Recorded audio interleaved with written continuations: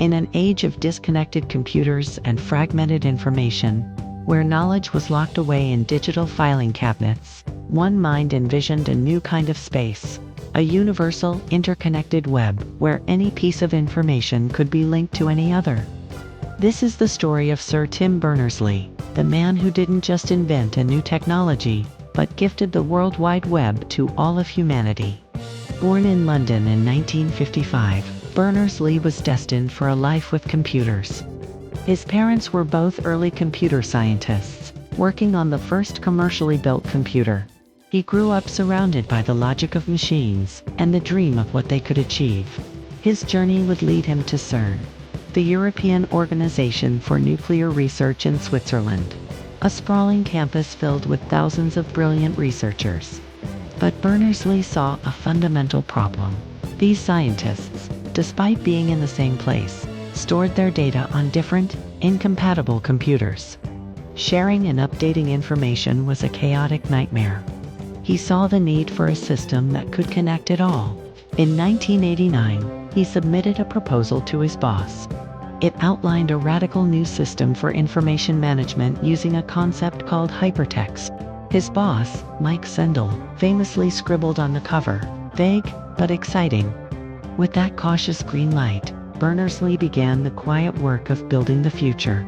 By the end of 1990, he had created the three fundamental technologies that remain the foundation of today's web.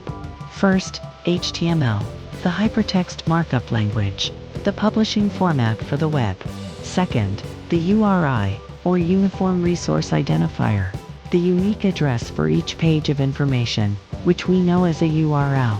And third, HTTP, the Hypertext Transfer Protocol, the language that allows computers to retrieve linked resources from across the web. He also built the first web browser, which he fittingly named World Wide Web, and the world's very first web server.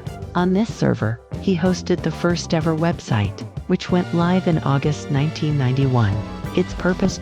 To explain what the World Wide Web was, how to get a browser, and how to set up a server. This was the birth of the web as we know it.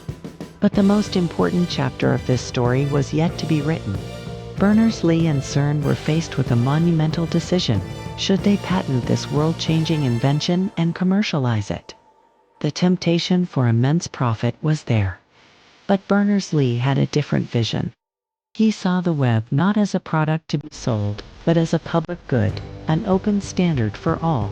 In 1993, CERN made the historic announcement that the technology of the World Wide Web would be available for anyone to use, royalty-free forever. It was a gift to the world. This single decision ignited an explosion of creativity and innovation. The web grew from a handful of servers at a research lab to the globe-spanning network that defines our modern era. It has reshaped commerce, culture, politics, and the very nature of human connection. Tim Berners-Lee did not stop there. He founded the World Wide Web Consortium, or W3C, to guide the web's technical development and ensure it remains open and accessible. Today, he is one of the most vocal advocates for protecting the web from forces that would centralize or control it, championing net neutrality and data privacy. His is a legacy not written in stone, but in the countless links we click every day, a testament to a visionary who chose to connect the world and then, selflessly, gave it away.